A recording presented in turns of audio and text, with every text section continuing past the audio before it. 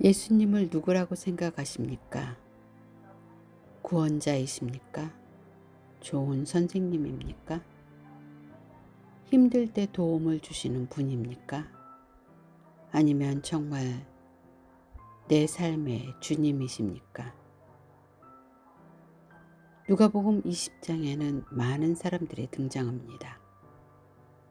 대제사장들, 서기관들, 장로들, 사두개인들. 그들은 모두 예수님께 질문합니다.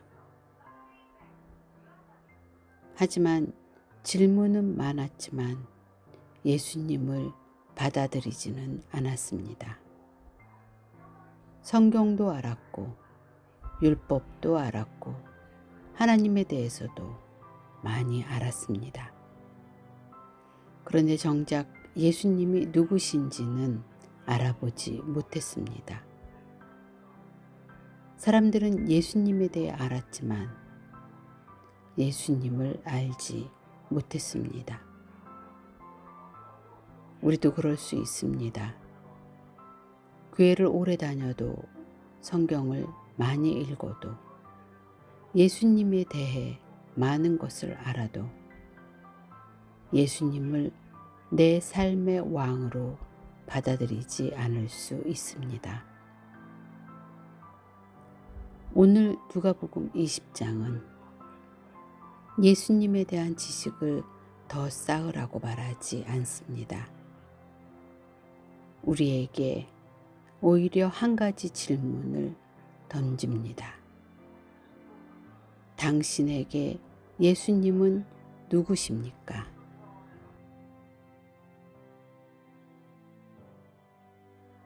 좋은 조언자입니까? 문제를 해결해 주시는 분입니까? 아니면 내 삶의 주님이고 왕이십니까? 오늘은 본문 누가복음 20장을 통해 왜 사람들은 예수님을 거절했는지, 가장 종교적인 사람들이 왜 예수님을 알아보지 못했는지, 그리고 우리에게 예수님은 누구이신지를 함께 묵상해 보겠습니다. 예수님께서 성전에서 가르치고 계십니다. 그때 대제사장들과 서기관들과 장로들이 찾아옵니다. 그리고 묻습니다. 당신이 무슨 권위로 이런 일을 하느냐? 겉으로 보면 좋은 질문 같습니다. 하지만 사실은 그렇지 않습니다. 그들은 정말 알고 싶어서 묻는 것이 아니었습니다. 이미 결론을 내려놓고 있었습니다. 그들은 답을 찾는 사람이 아니라 예수님을 판단하는 사람이었습니다. 왜 이런 질문을 했을까요? 예수님이 성전을 깨끗하게 하셨기 때문입니다. 예수님은 사람들의 종교와 권위에 손을 대셨습니다. 그래서 사람들은 불편해졌습니다. 그리고 질문합니다. 당신이 도대체 누구인데 이런 일을 하느냐? 우리도 마찬가지입니다. 예수님의 말씀이 내 생각과 다르면, 내 계획과 다르면, 내가 붙들고 있는 것을 건드리면 우리도 질문합니다.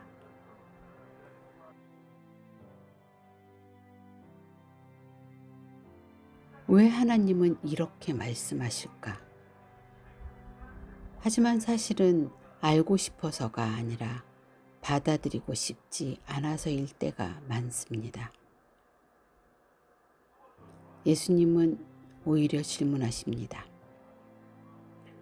요한의 세례가 하늘로부터냐, 사람으로부터냐? 그들은 당황합니다.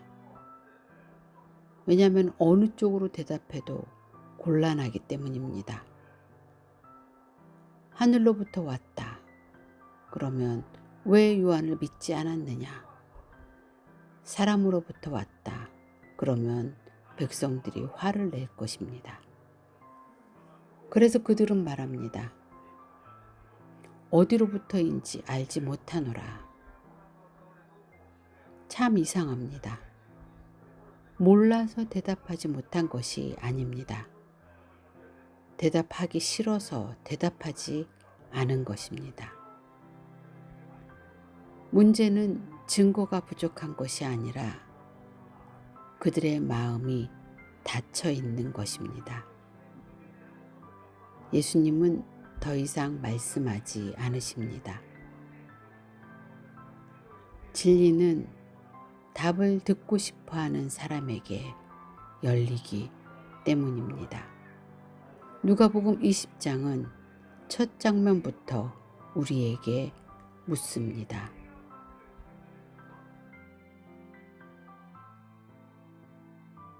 나는 정말 하나님의 답을 듣고 싶은가?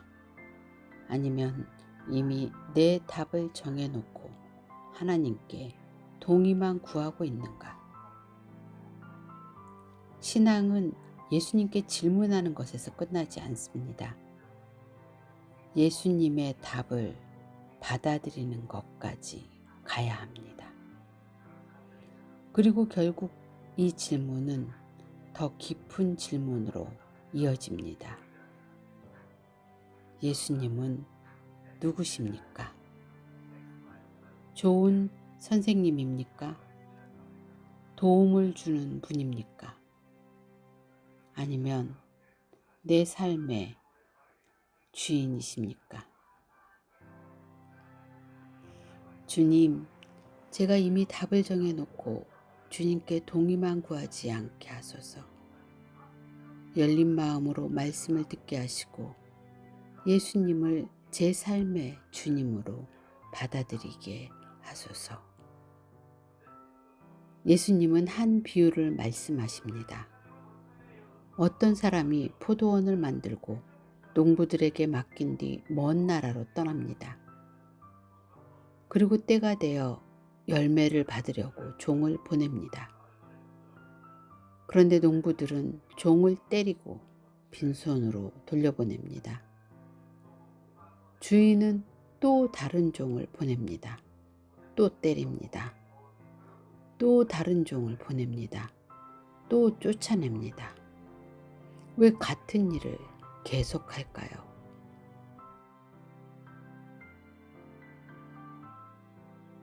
하나님은 쉽게 포기하지 않으십니다. 여기서 종들은 구약의 선지자들입니다. 하나님은 계속 말씀하셨습니다. 계속 돌아오라고 계속 부르셨습니다. 하지만 사람들은 듣지 않았습니다. 하나님은 한 번만 말씀하시는 분이 아닙니다. 말씀으로 사람을 통해 삶의 사건을 통해 계속 우리를 부르십니다. 이때 주인은 놀라운 말을 합니다. 내 사랑하는 아들을 보내리니 그들은 내 아들을 존대하리라. 하나님은 마지막으로 아들을 보내셨습니다. 이 아들은 누구일까요? 바로 예수님입니다. 하나님은 선지자들만 보내신 것이 아니라 마침내 자신의 아들을 보내셨습니다. 그런데 농부들은 말합니다. 이는 상속자니 죽이자. 왜 죽이려 할까요? 그 주인이 싫었던 겁니다. 자기 마음대로 살고 싶었던 겁니다. 포도원은 갖고 싶었지만 주인은 원하지 않았습니다. 사람은 하나님의 축복은 원하지만 하나님은 원하지 않을 때가 있습니다. 하나님의 평안은 원합니다. 도우심은 원하고 축복은 원합니다. 하지만 삶의 주인은 내가 되고 싶습니다. 예수님은 아주 무거운 질문을 던지십니다. 당신은 포도원의 열매만 원합니까? 아니면 주인을 원합니까? 그리고 예수님은 말씀하십니다. 건축자들이 버린 돌이 모퉁이의 머릿돌이 되었다. 사람들은 예수님을 버리지만 하나님은 그 예수님을 통해 구원을 이루십니다. 십자가는 실패처럼 보였지만 구원의 시작이 되었습니다. 거절당한 돌이 가장 중요한 돌이 되었습니다. 누가복음 20장은 우리에게 묻습니다. 나는 예수님을 어떻게 대하고 있는가? 내 인생의 가장 중요한 분으로 모시고 있는가? 아니면 필요할 때만 찾고 있는가? 주님, 저는 주님의 열매만 원하는 사람이 아니라 주님 자신을 사랑하는 사람이 되게 하소서. 제 삶의 주인이 제가 아니라 예수님이 되게 하소서. 예수님을 잡지 못한 지도자들은 사람들을 보내 예수님을 함정에 빠뜨리려 합니다. 그리고 묻습니다. 가이사에게 세금을 바치는 것이 옳습니까? 이건 정치 질문이 아닙니다. 함정입니다. 내라, 그러면 백성들이 등을 돌릴 겁니다. 내지 마라, 그러면 로마에 고발할 수 있습니다. 이때 예수님은 동전 하나를 가져오게 하십니다. 그리고 질문하십니다. 이 형상과 글이 누구의 것이냐? 사람들이 대답합니다. 가이사의 것입니다. 그러자 예수님 말씀하십니다. 가이사의 것은 가이사에게, 하나님의 것은 하나님께 바치라. 많은 사람들이 이 말씀을 세금은 내라 정도로 이해합니다. 물론 그것도 포함됩니다. 하지만 여기서 예수님은 훨씬 더 깊은 말씀을 하고 계십니다. 동전은 누구의 형상을 가지고 있습니까? 가이사의 형상이 있습니다. 그래서 가이사에게 돌려주라는 것입니다. 그런데 여기서 더 중요한 질문이 남았습니다. 당신은 누구의 형상을 가지고 있습니까? 창세기에서 우리에게 말해주고 있습니다. 하나님이 자기 형상대로 사람을 창조하셨다. 우리는 하나님의 형상을 가진 존재입니다. 그러므로 예수님의 말씀은 결국 이것을 말하고 있습니다.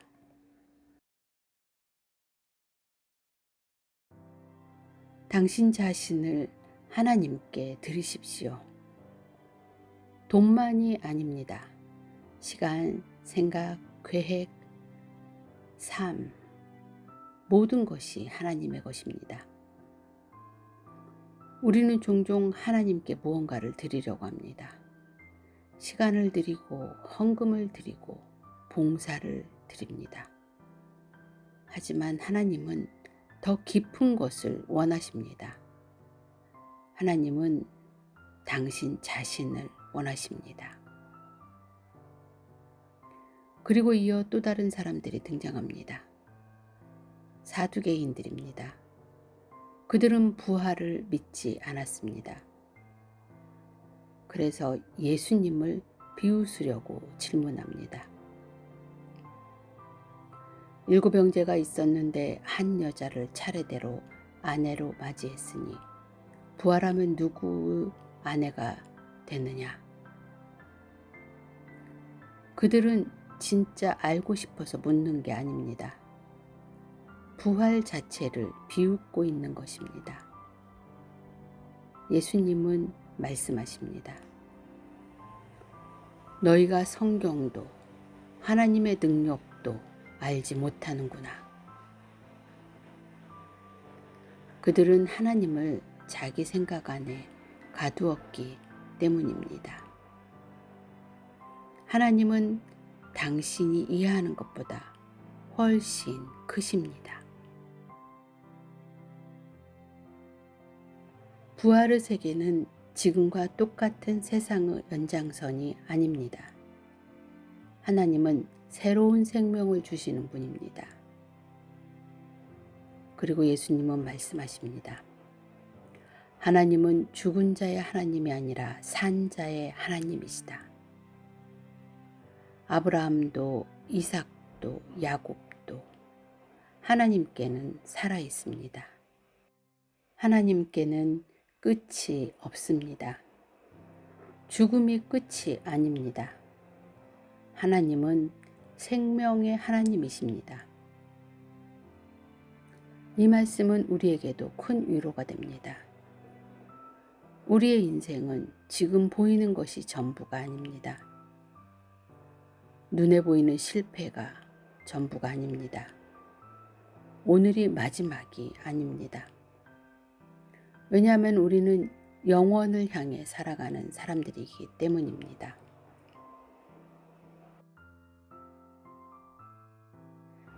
그래서 오늘 본문은 두 가지를 묻고 있습니다. 당신은 누구의 것입니까? 그리고 당신은 영원을 믿습니까? 주님, 제 삶이 제 것이라고 생각하지 않게 하시고 제가 하나님의 형상을 가진 존재임을 기억하게 하소서. 그리고 눈에 보이는 것만이 아니라 영원을 바라보며 살아가게 하소서. 예수님이 물으십니다. 사람들이 어찌하여 그리스도를 다윗의 자손이라 하느냐? 그리고 시편 110편을 인용하십니다. 주께서 내 주께 말씀하시기를 내가 내 원수를 내 발등상 되게 하기까지 내 우편에 앉았으라. 그리고 물으십니다. 다윗이 그리스도를 주라 불렀은즉 어찌 그의 자손이 되겠느냐? 처음 읽으면 어렵습니다. 하지만 예수님의 질문은 아주 단순합니다.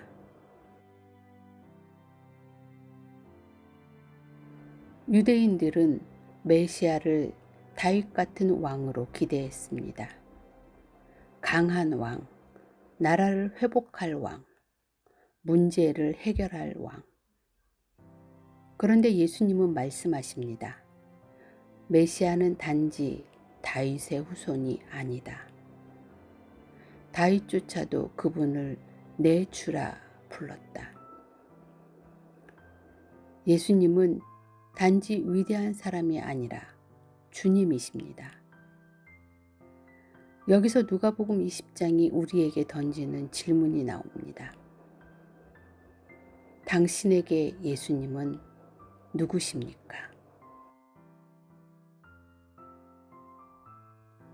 좋은 사람입니까? 훌륭한 선생님입니까? 힘들 때 도와주는 분입니까? 아니면 내 삶의 주인이십니까? 이 질문이 가장 중요합니다. 예수님이 누구신지에 대한 답이 내 삶의 방향을 결정하기 때문입니다. 그리고 예수님은 마지막으로 서기관들을 조심하라고 말씀하십니다. 긴 옷 입기를 원하고 시장에서 문안받는 것을 좋아하고 높은 자리를 좋아하며.